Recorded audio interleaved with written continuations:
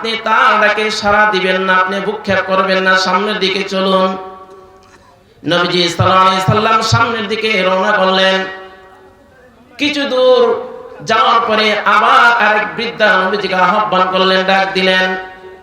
জিবরাইল বললেন, ইয়া রাসূলুল্লাহ, আপনি তার ডাকে সাড়া দিবেন না, আপনি সামনের দিকে চলুন। এরপর নবী যখন আবার সামনের দিকে রওনা করলেন, কিছু দূর যাইতে একদল লোক নবীজি সাল্লাল্লাহু আলাইহি সাল্লামকে সালাম প্রদান করলেন। সুবহানাল্লাহ। একদল লোক নবীজিকে আবার সালাম দিলেন। আসসালামু আলাইকা ইয়া আউয়ালু, আসসালামু আলাইকা ইয়া আখিরু, আসসালামু আলাইকা ইয়া আশিরু। সুবহানাল্লাহ বলেন। এবার জিবরাইল আলাইহিস সালাম নবীজিকে, ইয়া রাসূলুল্লাহ, আপনি ওনাদের সালামের জবাব দিন। নবীজি ওনাদের সালামের উত্তর দিলেন। জিবরাইল আবার তিনটা ঘটনা সুন্দর করে বললেন, ইয়া রাসূলুল্লাহ, ওই যে প্রথম যে বৃদ্ধা আপনাকে সালাম দিয়েছিল, ওই বৃদ্ধাটা আর কেউ নয়, ওই বৃদ্ধাটা হইল দুনিয়া। নাউযুবিল্লাহ বলেন। ওই বৃদ্ধাটা হইল দুনিয়া। দুনিয়া তার বার্ধক্যের শেষ সীমানায় পৌঁছে গেছে, তার আর বেশি দিন হায়াত বাকি নাই। আর এই দুনিয়ার মায়া মহব্বতে যারা পড়বে, দুনিয়া তাদেরকে ঘাস করে ফেলবে, দুনিয়া তাদেরকে ধ্বংস করে ফেলবে। ইয়া রাসূলুল্লাহ, এজন্য আপনাকে আমি বারণ করেছি, সামনের দিকে অগ্রসর হতে বলেছি।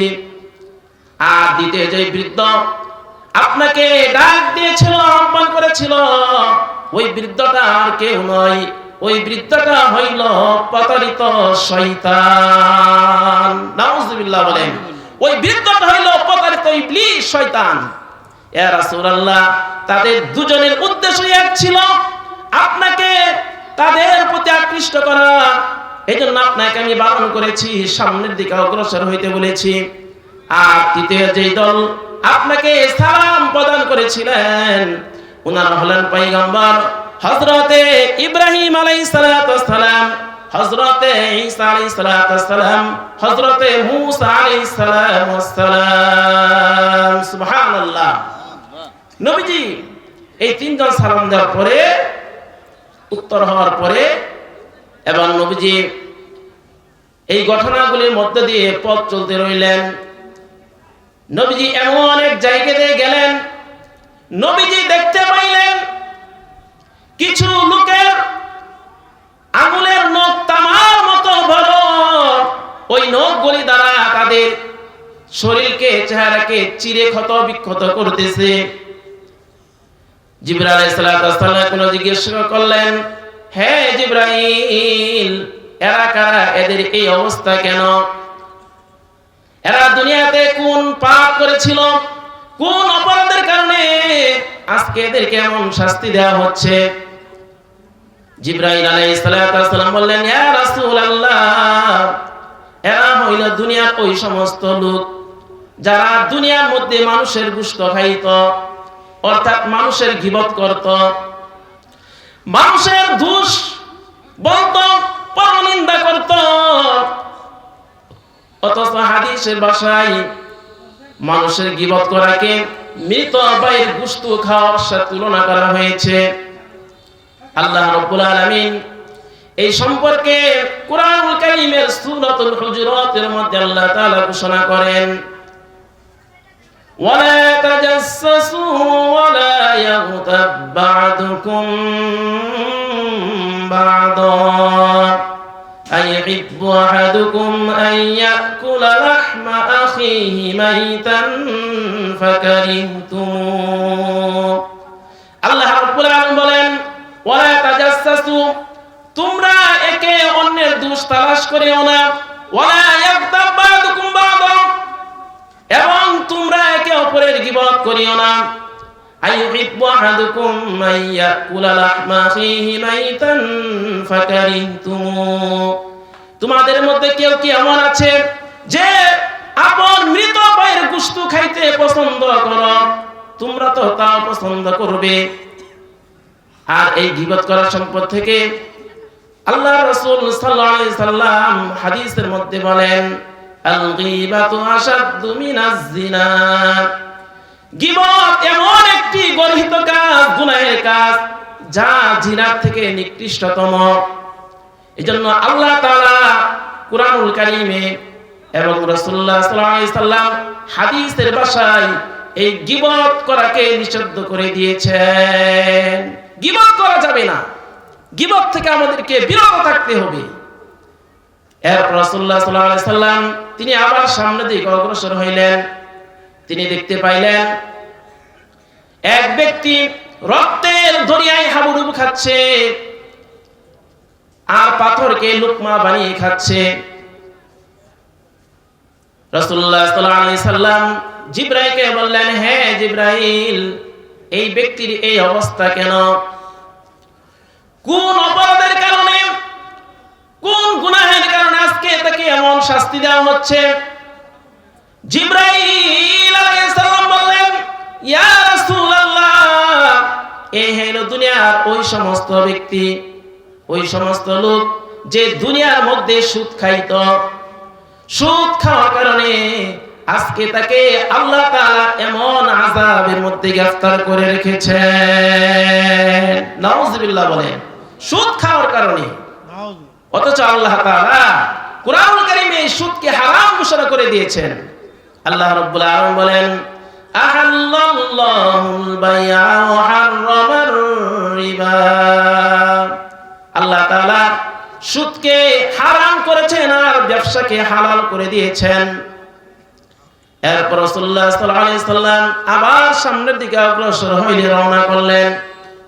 নবীজি দেখতে পাইলেন কিছু লোকের মাথার মধ্যে পাথর মেরে চূর্ণ বিচূর্ণ করে দেওয়া হচ্ছে, আবার আগের মতো ঠিক হয়ে যাচ্ছে, আবার তাদের মাথার মধ্যে পাথর মেরে চূর্ণ বিচূর্ণ করে দেওয়া হচ্ছে। সুবহানাল্লাযী ইয়াসরা বিআবদিহি লাইলাম মিনাল মাসজিদিল হারাম ইলাল মাসজিদিল আকসা। আল্লাহ রাব্বুল আলামিন বলেন, পবিত্র মহিমাময় সত্তা তিনি, যিনি তার স্বয়ং বান্দাকে রাত্রে বেলায় ভ্রমণ করিয়েছিলেন মসজিদে হারাম থেকে মসজিদে আকসা পর্যন্ত। আল্লাযী বারাকনা হাওলাহু, যার চতুর্পাশে আমি পর্যাপ্ত বরকত দান করেছি। লিনুরিয়াহু মিন আয়াতিনা, যেন আমার কুদরতের কিছু নিদর্শন আমার হাবিবকে, আমার দুস্তকে আমি দেখিয়ে দেই। এই জন্য আল্লাহ তাআলা নবীজি সাল্লাল্লাহু আলাইহি সাল্লামকে মেরাজের রজনীতে আল্লাহ পাক আহ্বান করেছিলেন। সুবহানাল্লাহ। আল্লাহ পাকের কুদরতের কিছু নিদর্শন দেখানোর জন্য আল্লাহ তাআলা নবীজিকে ডেকেছিলেন, আহ্বান করেছিলেন।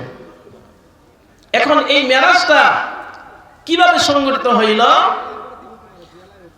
রাসূলুল্লাহ সাল্লাল্লাহু আলাইহি সাল্লাম একদা তার চাচাতো বোন উম্মে হানির ঘরে শায়িত ছিলেন। দুইজন ফেরেশতা আসলেন, জিবরাইল ও মিকাইল আলাইহিস সালাম আসলেন। আসার পরে নবীজিকে সজাগ করলেন, করার পরে নবীজিকে নিয়ে হাতিমে কাবার নিকট নিয়ে গেলেন।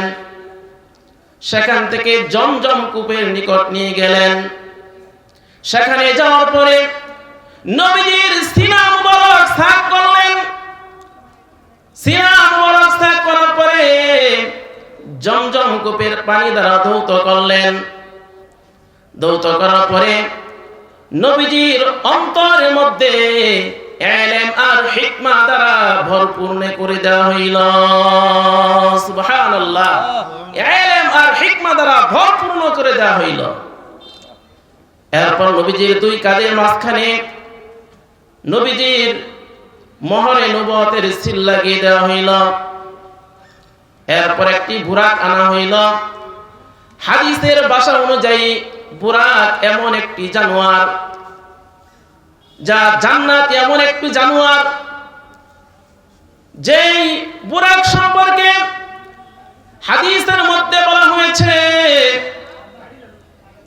গাধার থেকে একটু বড়, খচ্চর থেকে একটু ছোট। আর এই বুরাকে চলার গতি এত এত দ্রুত ছিল, ওই বুরাকে চোখের দৃষ্টি যতটুকু দূরে গিয়ে পড়ত ততটুকু দূরে তার একটা কদম ফালাইত। সুবহানাল্লাহ, এমন দ্রুত তার গতি ছিল। নবীজি সাল্লাল্লাহু আলাইহি সাল্লাম এবার যখন বুরাকের উপর ওঠার জন্য প্রস্তুতি নিলেন, বুরাক একটু স্বীকৃতি জানাইল। জিবরাইল আলাইহিস সালাম বললেন, হে বুরাক, তুমি কি জানো তোমার উপর আজকে কে আরোহণ করবে? আজ পর্যন্ত এমন সম্মানিত ব্যক্তি কখনো তোমার উপর আরোহণ করে নাই। ইনি হলেন সাইয়্যিদুল মুরসালিন, জনাবে মুহাম্মদুর রাসূলুল্লাহ। সুবহানাল্লাহ। এই কথা বলার পরে বুরাক এবার লজ্জিত হয়ে গেল। নবীজিকে নিয়ে খুব দ্রুত বাইতুল মুকদ্দাসে পৌঁছে গেল। পথের মধ্যে নবীজির সঙ্গী ছিলেন হযরতে জিবরাইল ও মিকাইল। আল্লাহ তাআলা নবীজিকে দুনিয়ার মধ্যে ওই যে বলেছিলেন লিনুরিয়াহু মিন আয়াতিনা, আমার কুদরতের কিছু নিদর্শন আমি দেখাইব। এই কথা বলার পরে আল্লাহ তাআলা নবীজিকে যখন বাইতুল মুকদ্দাস থেকে, মসজিদে হারাম থেকে বাইতুল মুকদ্দাস পর্যন্ত ভ্রমণ করাইলেন, পথের মধ্যে আল্লাহ তাআলা আলমে বরজাখে জাহান্নামীদের বিভিন্ন গুনাহের কারণে বিভিন্ন আযাবের দৃশ্য আল্লাহ তাআলা দেখাইলেন। সুবহানাল্লাহ।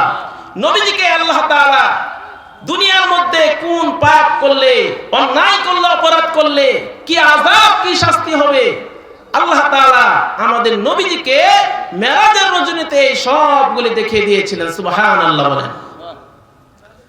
রাসূলুল্লাহ সাল্লাল্লাহু আলাইহি সাল্লাম এবার যখন যাত্রা শুরু করলেন, এক বৃদ্ধার কাছ দিয়ে অতিক্রম করলেন। ওই বৃদ্ধা নবীজিকে আহ্বান করলেন, ডাক দিলেন। জিবরাইল আলাইহিস সালাম বললেন, ইয়া রাসূলুল্লাহ, আপনি তার ডাকে সাড়া দিবেন না, আপনি ভূক্ষেপ করবেন না, সামনের দিকে চলুন। নবীজি সাল্লাল্লাহু আলাইহি সাল্লাম সামনের দিকে রওনা করলেন।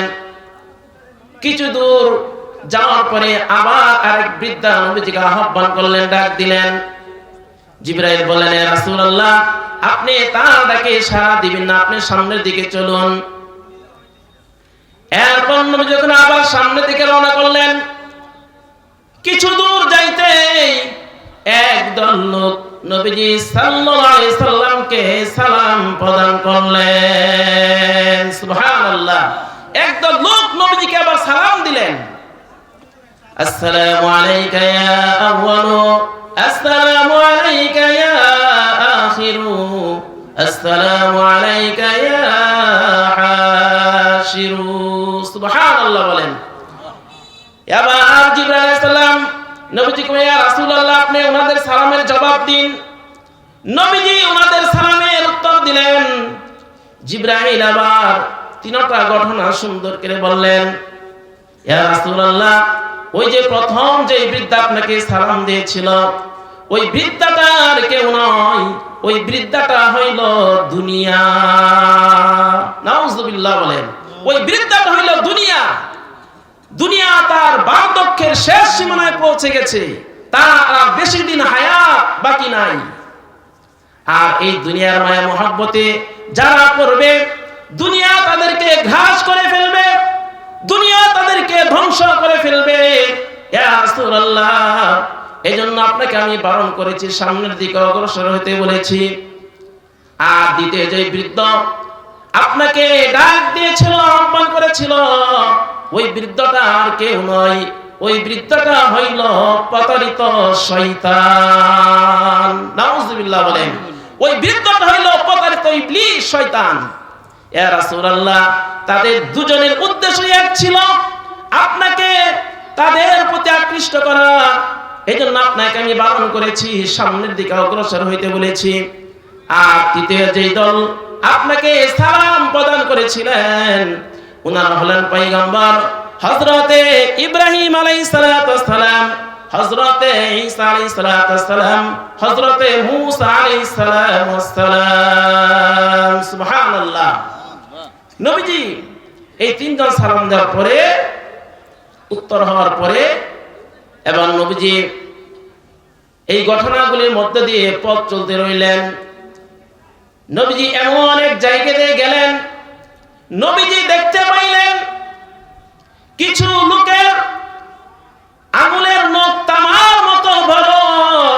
ওই নখগুলি দ্বারা তাদের শরীরকে, চেহারাকে চিরে ক্ষত বিক্ষত করতেছে।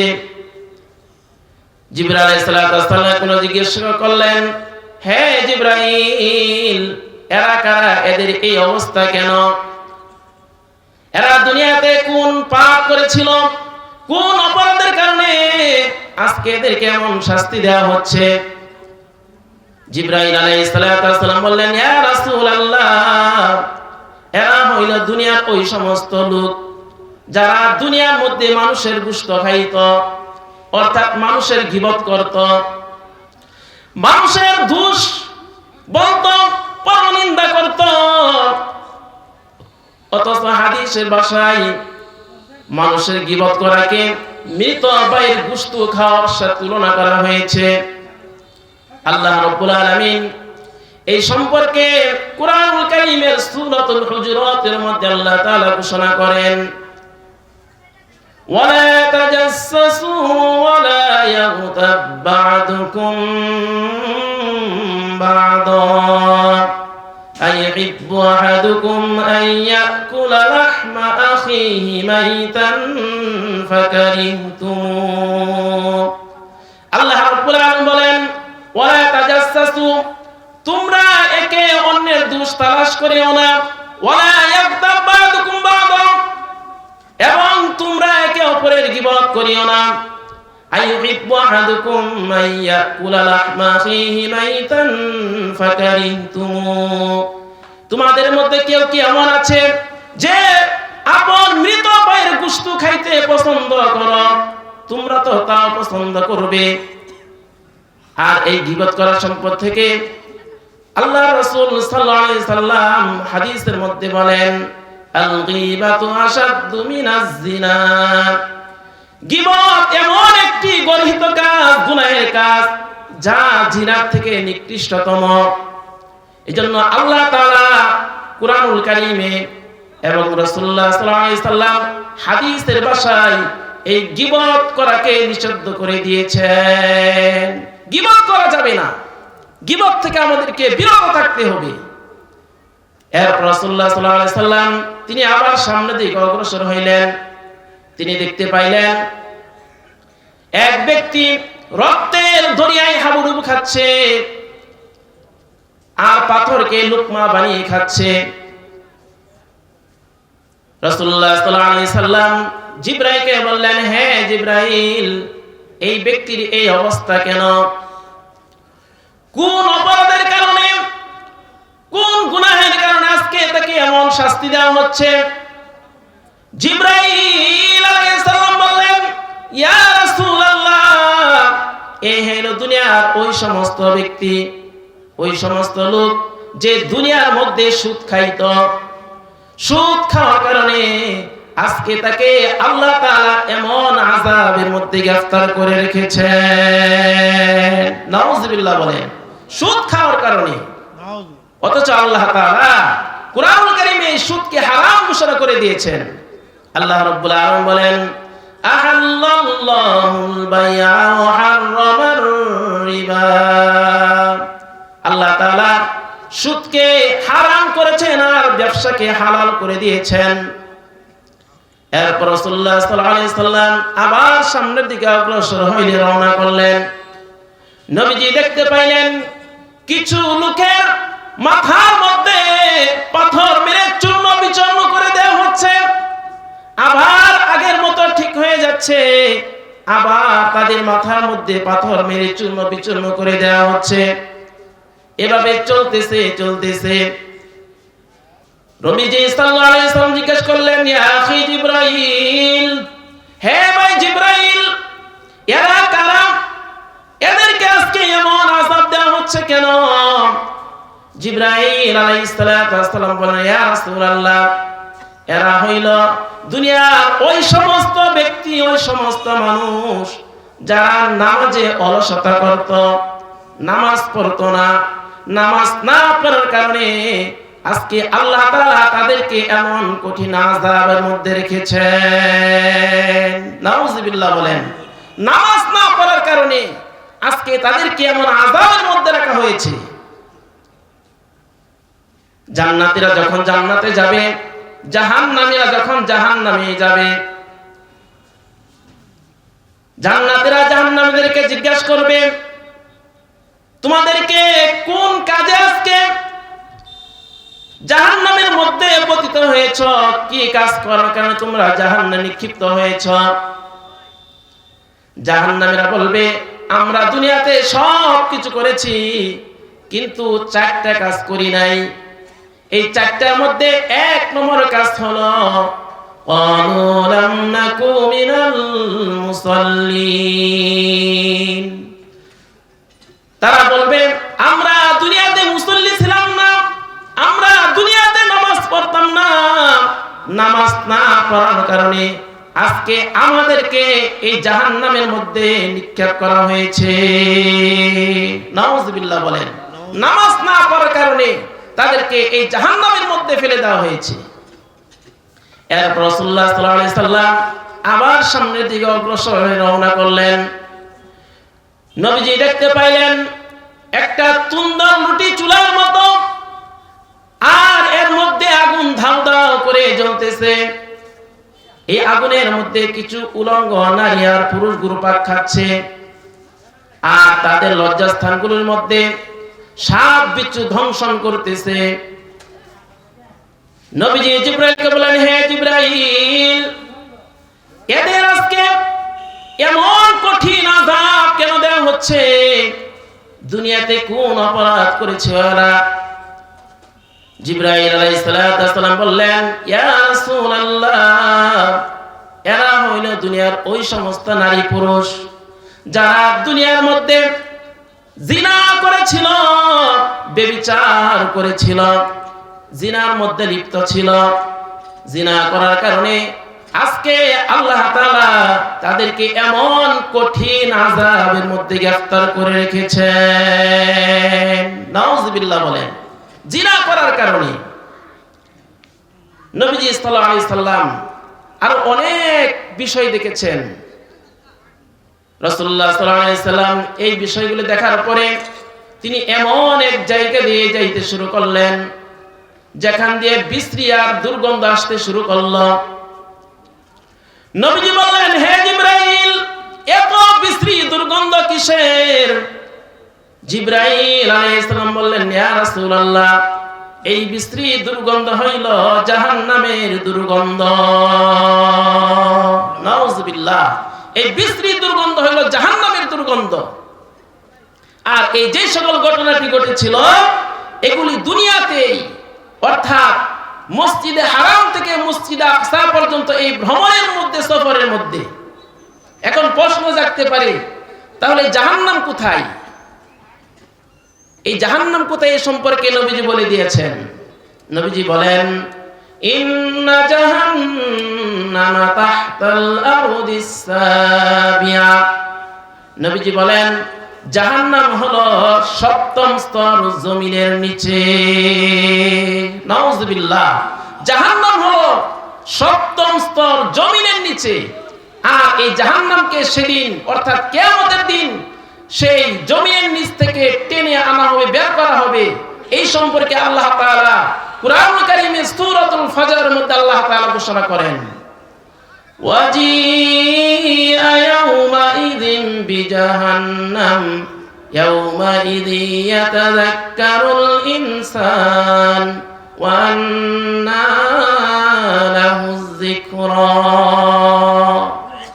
আল্লাহ রাব্বুল আলামিন ওয়াজিআ ইয়াউমাইযিন বিজাহান্নাম, সেদিন অর্থাৎ কিয়ামতের দিন জাহান্নামকে টেনে আনা হবে, বের করা হবে, উপস্থিত করা হবে। সেদিন মানুষ উপলব্ধি করবে, মানুষ আফসোস করবে, কিন্তু তার ওই দিনের আফসোস আর তার কোনো কাজে আসবে না, কোনোই কাজে আসবে না। কিয়ামতের দিন যদি আপনি আমি যতই আফসোস করি, কোনো কাজে আসবে? বলেন, কাজে আসবে? কোনো কাজে আসবে না। দুনিয়া থেকে আপনি যে আমল করে গিয়েছেন এর বেশি এক বিন্দু পরিমাণ পাবেন না, যতই আফসোস করেন। এখন এই জাহান্নামকে কিয়ামতের দিন কিভাবে আনা হবে, কোথা থেকে আনা হবে, এই সম্পর্কে তাফসীর কিতাবের বর্ণনা রয়েছে। সেদিন অর্থাৎ কিয়ামতের দিন জাহান্নামকে ৭০,০০০ লাগাম লাগানো হবে। ৭০,০০০ লাগাম লাগানোর পরে এক একটা লাগামের মধ্যে ৭০,০০০ করে ফেরেশতা ধরবে। ৭০,০০০ করে ফেরেশতা ধরার পরে জাহান্নামকে আবার যখন টানতে শুরু করবে, জাহান্নাম বিশাল গর্জন করতে করতে, আওয়াজ করতে করতে হাসরের ময়দানে সবার সামনে উপস্থিত হয়ে যাবে। নাউজুবিল্লাহ বলেন। জাহান্নাম সেদিন সবার সামনে এসে উপস্থিত হয়ে যাবে। আল্লাহ রাসূল সাল্লাল্লাহু আলাইহি সাল্লাম এই সকল ঘটনার মধ্যে তিনি বাইতুল মুকাদ্দাসে পৌঁছলেন। পৌঁছার পরে নবীজির বুরাকটি বেঁধে রাখলেন। রাখার পরে নবীজি বাইতুল মুকাদ্দাসে 2 রাকাত তাহিয়াতুল মসজিদ নামাজ আদায় করলেন। আল্লাহ তাআলা নবীজিকে সম্বর্ধনা অভ্যর্থনা জানানোর জন্য সমস্ত নবী রাসূলকে আল্লাহ তাআলা বাইতুল মুকাদ্দাসে একত্রিত করেছিলেন। সুবহানাল্লাহ। শুধু নবীগণ ছিলেন তাই নয়, সেখানে অসংখ্য ফেরেশতা আল্লাহ তাআলা একত্রিত করেছিলেন। জিবরাইল আলাইহিস সালাম সেখানে আযান দিলেন। আযান দেওয়ার পরে নবীজির হাত ধরে সামনের দিকে বাড়িয়ে দিলেন। নবীজি 2 রাকাত নামাজ সমস্ত নবী রাসূলের ইমাম হয়ে আদায় করলেন। সুবহানাল্লাহ। এইজন্য আপনার আমার নবীকে ইমামুল আম্বিয়া বলা হয়, অর্থাৎ সমস্ত নবী রাসূলের ইমাম। সুবহানাল্লাহ। নবীজি নামাজ শেষ করার পরে বাইতুল মুকাদ্দাস থেকে যখন বের হইলেন, নবীজির সামনে 3টি পেয়ালা রাখা হইল। একটি পানির পেয়ালা, একটি দুধের পেয়ালা, একটি শরাবের পেয়ালা। নবীজি দুধের পেয়ালাটি গ্রহণ করলেন। জিবরাইল আলাইহিস সালাম বলেন, ইয়া রাসূলুল্লাহ, আপনি ফিতরাতকে অবলম্বন করেছেন। আপনি যদি শরাবের পেয়ালা গ্রহণ করতেন, পান করতেন, আপনার উম্মতগুলি গুমরাহ হয়ে যাইত। আর আপনি যদি পানি পান করতেন, আপনার উম্মতগুলি পানিতে ডুবে মারা যাইত। কোন কোন বর্ণনাতে পাওয়া যায় সেখানে আরেকটি মধুর পেয়ালা ছিল, সেখান থেকে নবীজি কিছু গ্রহণ করেছিলেন। সুবহানাল্লাহ। এই ছিল নবীজির দুনিয়ার সফর। এরপর আল্লাহ তাআলা বাইতুল মুকাদ্দাস থেকে আসমান পর্যন্ত আল্লাহ তাআলা সিঁড়ি স্থাপন করে দিলেন। জিবরাইল আলাইহিস সালাম নবীজিকে নিয়ে প্রথম আসমানে গেলেন। যাওয়ার পরে প্রথম আসমানে দারওয়ান জিজ্ঞেস করতেছে, কে আপনি? জিবরাইল বললেন, আমি জিবরাইল। দারওয়ান জিজ্ঞেস করতেছে, আপনার সঙ্গে কে? জিবরাইল বললেন, আমার সঙ্গে হলেন রাহমাতুল লিল আলামিন। সুবহানাল্লাহ বলেন। আমার সঙ্গে হলেন রাহমাতুল লিল আলামিন। ওই দারওয়ান আবার জিজ্ঞাসা করতেছে, উনার আসার কি অনুমতি আছে? জিবরাইল বললেন, উনাকে আনার জন্যই আল্লাহ তাআলা আমাকে পাঠিয়েছিলেন। সুবহানাল্লাহ। এরপর নবী যখন প্রথম আসমান ঢুকলেন, ঢুকার পরে নবীজি দেখলেন এক বৃদ্ধা বসে আছে। জিবরাইল আলাইহিস সালাম বললেন, ইয়া রাসূলুল্লাহ, আপনি উনাকে সালাম দিন। উনি হলেন আপনার আদি পিতা হযরত আদম আলাইহিস সালাম। সুবহানাল্লাহ। নবীজি আদম আলাইহিস সালামকে সালাম দিলেন। দেওয়ার পরে আদম আলাইহিস সালাম সালামের জবাব দিলেন, মারহাবা বললেন। এরপর নবীজিকে আদম আলাইহিস সালাম কিছু উপদেশ দিলেন, নসিহত করলেন। ওই সময় আদম আলাইহিস সালামের ডান পাশে নবীজি কিছু লোককে দেখতে পাইলেন, আর বাম পাশে কিছু লোককে দেখতে পাইলেন। নবীজি সাল্লাল্লাহু আলাইহি সাল্লাম আদম আলাইহিস সালাম যখন বাম দিকে ডান দিকে তাকান, তখন ডান দিকের লোকদের দিকে তাকানোর পরে মনটা আনন্দে ভরে যায়, আর যখন বাম দিকের লোকদের দিকে তাকান তখন মনটা কান্নায় ভেঙে পড়েন। নবীজি হযরত জিবরাইলকে বললেন, হে জিবরাইল, আদম আলাইহিস সালাম আওয়াজ করতে না করেন পিছনে, আদম আলাইহিস সালাম যেই সময় ডান দিকে তাকান মনটা আনন্দে ভরে যায়, আর যখন বাম দিকে তাকান তখন মনটা কান্নায় ভেঙে পড়েন। এর কারণটা কি? জিবরাইল আলাইহিস সালাম বললেন, ইয়া রাসূলুল্লাহ, ওই যে আদম আলাইহিস সালামের ডান পাশে যেই লোকগুলো আছে এরা হলো আসহাবুল ইয়ামিন। সুবহানাল্লাহ বলেন। অর্থাৎ এরা হলো জান্নাতবাসী। আর বাম দিকের যেই দলের বাম দিকে যেই লোকগুলি আছেন এরা হলো আসহাবুশ শিমাল, অর্থাৎ এরা হলো জাহান্নামী। নাউযুবিল্লাহ। আল্লাহ রাব্বুল আলামিন এই আসহাবুল ইয়ামিন আর আসহাবুল শিমাল সম্পর্কে কুরআনুল কারীমে সূরাতুল ওয়াকিয়ার মধ্যে আল্লাহ তাআলা ঘোষণা করেন, ওয়াসহাবুল ইয়ামিনি মা আসহাবুল ইয়ামিন ফি সিদরিন মাখদুদ। আল্লাহ তাআলা বলেন, ওয়াসহাবুল ইয়ামিন মা আসহাবুল ইয়ামিন, যারা ডান দিকের দলের লোক তারা কতই ভাগ্যবান। ডান দিকের দল ফি সিদরিন মাখদুদ, তারা এমন উদ্যানে থাকবে যেখানে রয়েছে কাঁটাবিহীন কুলবৃক্ষ, অতলহিম মামদুদ, কাদি কাদি কলা, ওয়াজিল্লিম মামদুদ, সম্প্রসারিত ছায়া, ওয়ামাইম মাসকুব, সদা প্রবাহমান পানি, ওয়াফাকিহাতিন কাসীরা, প্রচুর ফলমূল, লা মাকতুআতিন ওয়ালা মামনুআ, যা কখনো শেষ হবে না এবং নিষেধ করা হবে না, ওয়াফুরুশিম মারফুআ, এবং তাদের জন্য রয়েছে সমুন্নত শয্যাসমূহ। ইন্না আনশানাহুন্না ইনশাআ, আল্লাহ তাআলা বলেন, আমি তাদের জন্য জান্নাতের রমণীদেরকে বিশেষ রূপে সৃষ্টি করেছি। ইন্না আনশানাহুন্না ইনশাআ ফাজআলনাহুন্না আবকারা, তাদেরকে আমি করে দিয়েছি চিরকুমারী, উরুবান নাতরাবা, সমবয়স্ক ও সোহাগিনী, লিয়াসহাবিল ইয়ামিন, আর এই সবগুলি নিয়ামত আমি ডান দিকের দলের লোকদের জন্য রেখে দিয়েছি। সুবহানাল্লাহ বলেন। এই সবগুলি নিয়ামত যারা ডান দিকের দলের লোক হবে তাদের জন্য আমি রেখে দিয়েছি। আর বাম দিকের দলের সম্পর্কে আল্লাহ তাআলা ঘোষণা করেন, ওয়াসহাবুশ শিমালি মা আসহাবুশ শিমাল, আর যারা বাম দিকের দলের লোক তারা কতই হতভাগা। বাম দিকের দল ফি সামুমি ওয়া হামিম, তারা থাকবে গরম বায়ু উত্তপ্ত পানিতে, ফি সামুমি ওয়া হামিম ওয়া জিল্লিম মিন ইয়াহমুম, কালো ধোঁয়ার ছায়ায়, লা বারিদিন ওয়ালা কারীম, যা আরামদায়ক নয় শীতল নয়, এমন আযাবের মধ্যে বাম দিকের দলের লোকেরা থাকবে।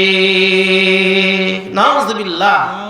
ডান দিকের দলের লোক কত আরামায়েশ করবে, অর্থাৎ এরা জান্নাতি, আর যারা বাম দিকের দলের লোক হবে এরা হবে জাহান্নামী। নাউযুবিল্লাহ বলেন। আদম আলাইহিস সালাম নসিহত শেষে নবীজি সাল্লাল্লাহু আলাইহি সাল্লাম দ্বিতীয় আসমানে ভ্রমণ করলেন।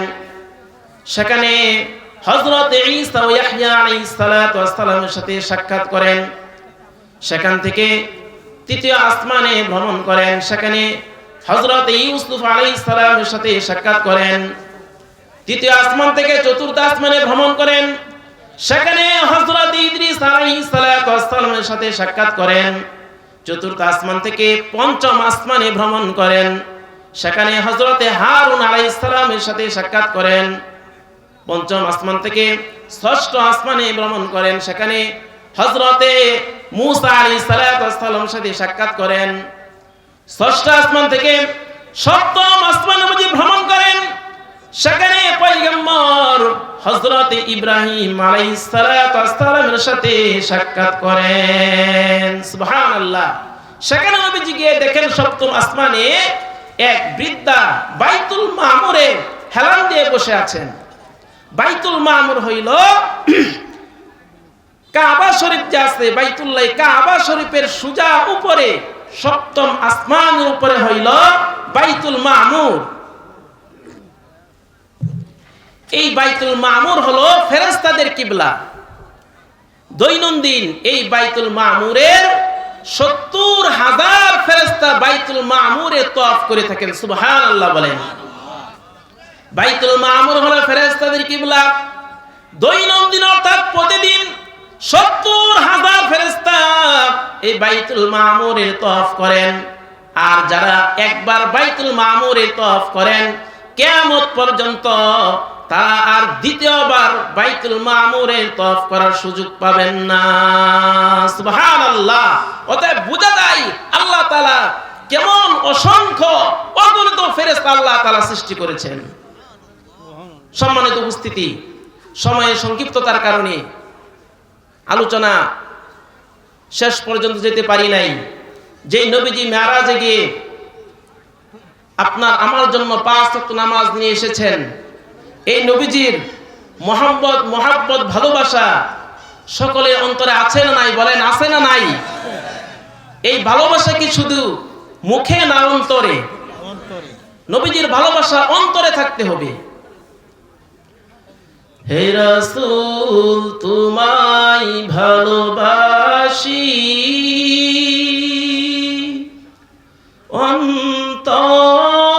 অন্তরে শুধু মুখে না, জান্নাতের আশায় নয় হে রাসূল, জাহান্নাম কেউ ডরি না,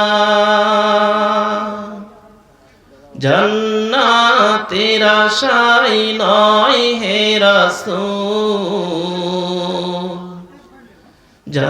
জাহান্নাম কেউ ডরি না। তোমায় পাওয়ার আশায়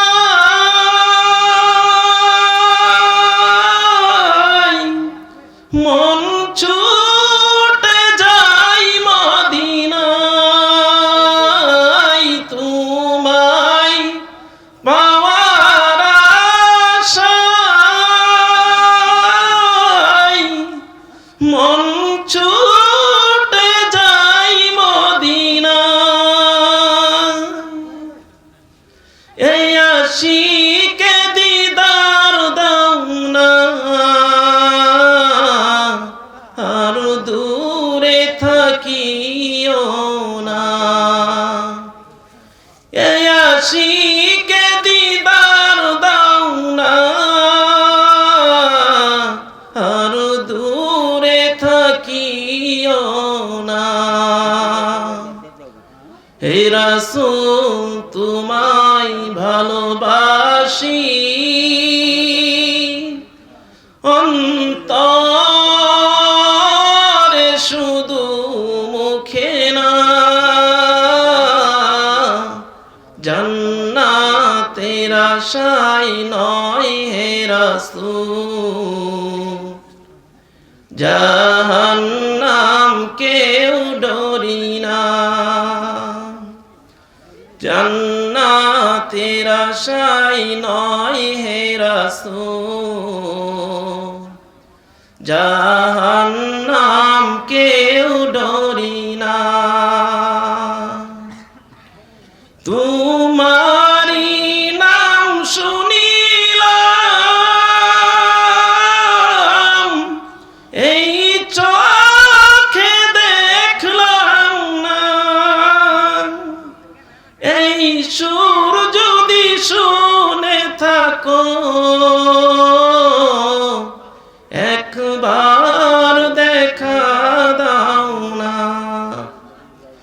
এই সুর যদি শুনে থাকো,